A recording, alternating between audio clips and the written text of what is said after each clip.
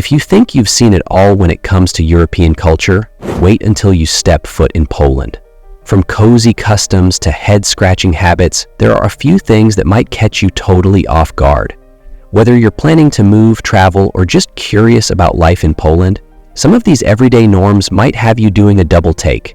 Stay tuned, because what seems weird at first just might be what makes Poland feel like home in the end. In today's video, we're diving into the top 5 things foreigners find weird in Poland, based on real experiences from expats, travelers, and long-term residents alike. So buckle up, because you might never look at Sundays, slippers, or weddings the same way again.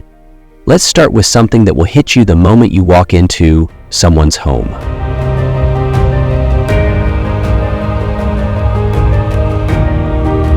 Picture this. You're invited over for dinner.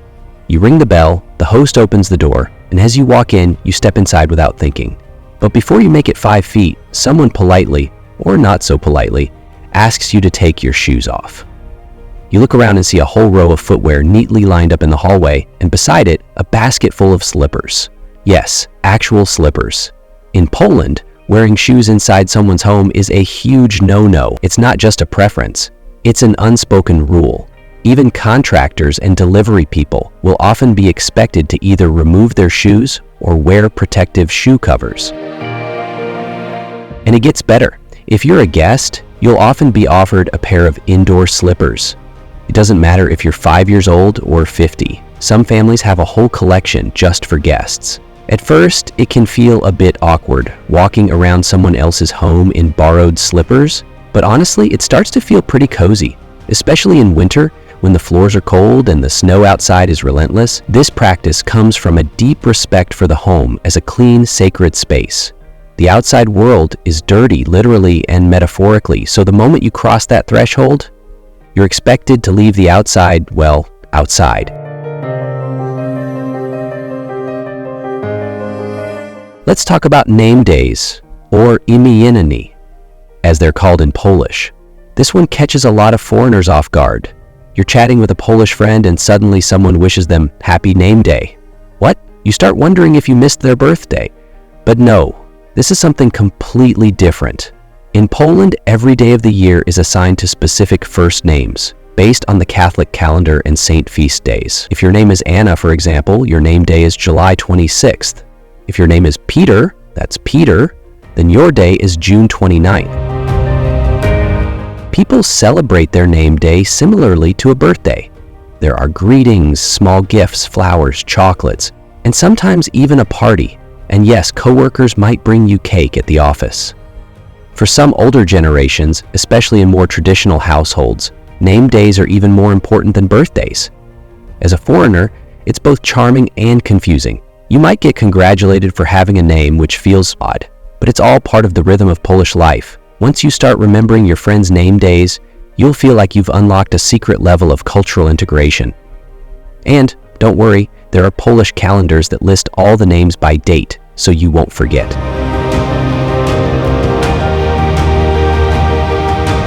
All right, now imagine this. It's Sunday afternoon. You slept in, you're out of milk, and you decide to do a quick grocery run. You throw on some clothes, head out, and every store is closed. Welcome to Poland's Sunday shopping ban.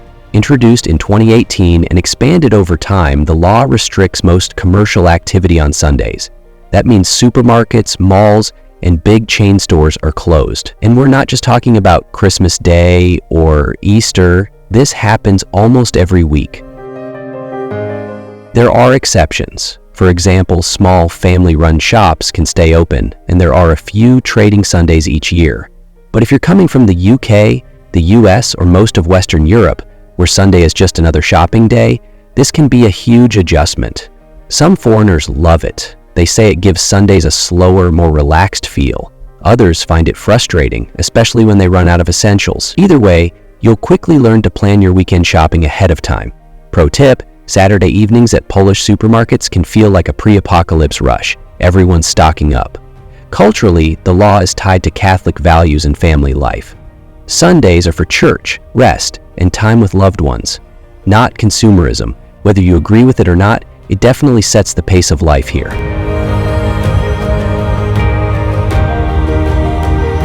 This one gets talked about a lot in expat forums. Polish people staring, and not in the creepy way, just observing quietly for a long time without smiling. You might be on a tram, in line at the post office, or sitting in a waiting room, and someone will lock eyes with you and just keep looking.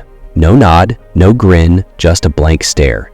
And to foreigners, especially those from smiley cultures like the US or Brazil, it can feel a bit cold, even unfriendly. But here's the thing, it's not meant to be rude.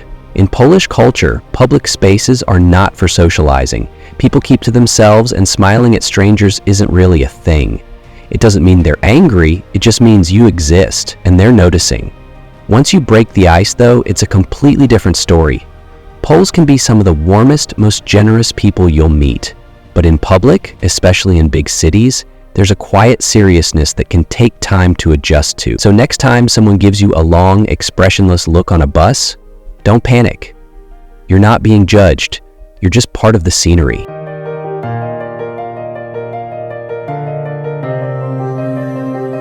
Now, let's talk about Polish weddings. Because if you get invited to one, clear your calendar. These are not one-evening affairs. They are full-blown, multi-day extravaganzas. The celebration usually starts with a church ceremony or civil wedding, followed by a massive dinner and party that can last until 5 or 6 in the morning. And just when you think it's over, surprise! There's a second day, called Poprawiny, which is like a bonus round of food, music, dancing, and more drinking. There's also a mountain of traditions, starting with the ogiepiny, a late-night ritual involving the bride's veil, funny games, and some mildly embarrassing activities. Guests toast with vodka, feast on traditional dishes like bigos and pierogi, and dance to live bands playing everything from disco polo to 80s rock ballads.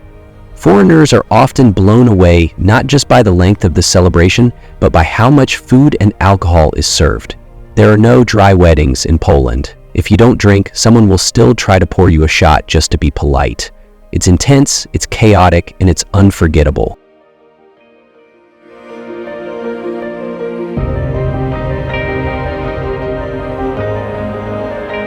So there you have it. 5 things that might seem totally weird when you first arrive in Poland, but are just everyday life for the people who live here. From swapping your sneakers for slippers, to raising a toast at a wedding that goes into the next day, these cultural quirks are part of what makes Poland such a rich and fascinating place to live or visit. And the funny thing is, the longer you stay, the less weird it all feels. Eventually, you might find yourself offering guests slippers, checking your calendar for imieniny, or even planning your Saturday grocery trips like a seasoned local. Thanks for watching Immigrant Paths. If you enjoyed this video and want more deep dives into life abroad, from culture shocks to hidden gems, make sure to hit that like button, subscribe, and ring the bell so you don't miss our next adventure. Whether you're an expat, a traveler, or just a curious soul, this channel is your guide to feeling at home wherever you are in the world. See you in the next one.